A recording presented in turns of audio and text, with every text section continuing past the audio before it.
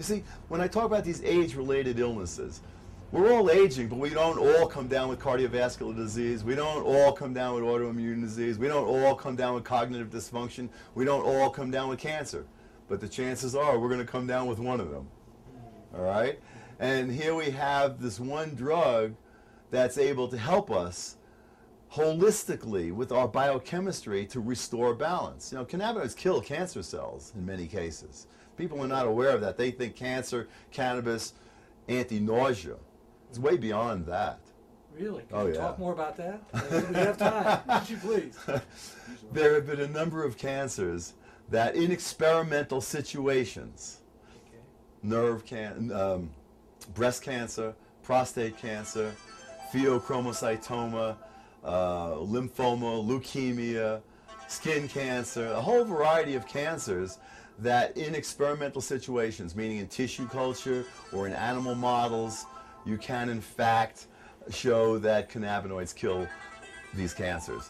And there's a lot of people who are quite excited about the ability of these cannabinoids to kill cancer cells. There are some studies that have shown that cannabis, I think they specifically used THC in that case. It was an earlier study from quite a long time ago, I think in the 70s, where they looked at cancer, in particular rats, I think, and showed that they were able to inhibit cancer, lung cancer specifically.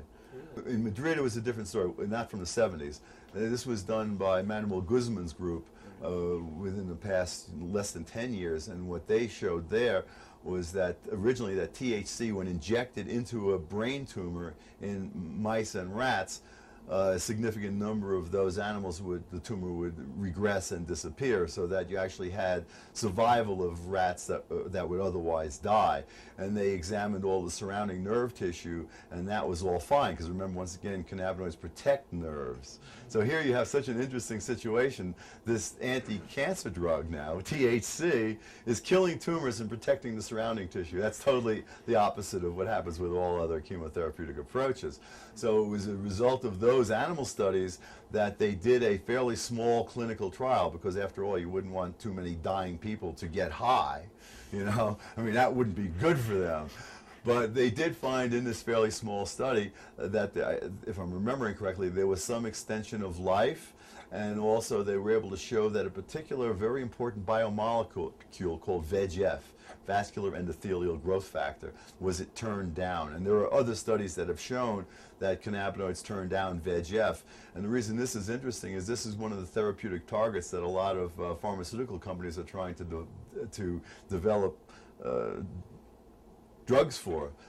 The reason being that cancers, we all actually are probably making little cancers in us all the time. The reason we don't get tumors and the reason we don't die of cancer is because in the absence of these VEGF and similar compounds, there are about 30 of them now, that in the absence of those compounds, the tumor can't get a blood supply. So it just kind of seals itself off, and the immune system basically, you know, keeps it under control, and nothing happens. But and cannabinoids have been shown to turn down VEGF, and that's what they found in that clinical study, that VEGF seemed to have been turned down as well. So it's quite an amazing spectrum of compounds that are in that plant. And what's so unique and incredible about them is they are touching on this incredible system that pervades all of us and regulates everything from, I like to tell people, cradle to grave, because it's in mother's milk. So it's soothing you from childbirth, it's stimulating the appetite of newborns, it's helping them promote growth. I think cannabis is a miracle drug because there's nothing else that impacts on so many of our illnesses. So what are the kinds of things that we can do to try and promote health in these areas? On the one hand, everybody should make sure they take in enough essential fatty acids. They're called essential because we can't make them. And certainly I would say one of the best sources for that is that we should be consuming hemp oil. And the reason I say that as opposed to fish oil is because you can get organic hemp oil, so it's not going to be contaminated with things like mercury. And that's going to allow our bodies to make our endocannabinoids. We often hear about the beneficial effects of things like omega-3s and omega-6s at least some of the attributes of those compounds are the result of them being converted into these endocannabinoids, into these marijuana-like compounds. So at least that way your body can do what your body can do. You're giving it the tools to make the things that you need. But in many cases, that's not sufficient, and we have to supplement beyond what our body can make. And there's only one planet, or there's only one plant on the planet that has the capacity to really mimic the way our body works with these endocannabinoids, and that's marijuana. So marijuana actually directly mimics these particular compounds, and as a result, it has these strong neuroprotective effects. But because marijuana and these endocannabinoids, their activities are so pervasive in our body, they literally regulate every system in your body, your immune system, digestive system, reproductive system, cardiovascular system. Everything in your body is homeostatically maintained by endocannabinoids, meaning balance. They are how our body tries to balance how we interact with our environment when our environment becomes stressful for us. Stressful psychologically, stressful biochemically. So these are very, very critical compounds, and the use of cannabis can have a profound effect in terms of helping to stop nerve degeneration, helping restore functional nerves, helping restore new ways of thinking. And this is just really touching on the surface of the humongous number of benefits that this plant can have for so many different illnesses. It's not that we should be limiting it to one thing or another.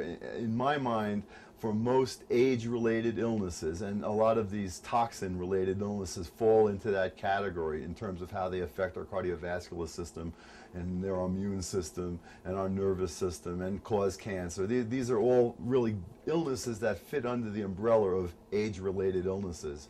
And they all have at their basis inflammatory kinds of responses that produce free radicals, and what our cannabinoid system is evolved to do over many hundreds of millions of years has been to protect us from those kinds of imbalances, to restore the kind of health that we need. And because of our environment in particular, and because we are living longer, we need to be able to adapt very rapidly today. And we can't do that on an evolutionary scale. The way for us to do that as people, as intelligent people, is to make sure we're eating good diets, stay away from toxins, and eat these essential fatty acids, and when necessary, consume cannabinoids.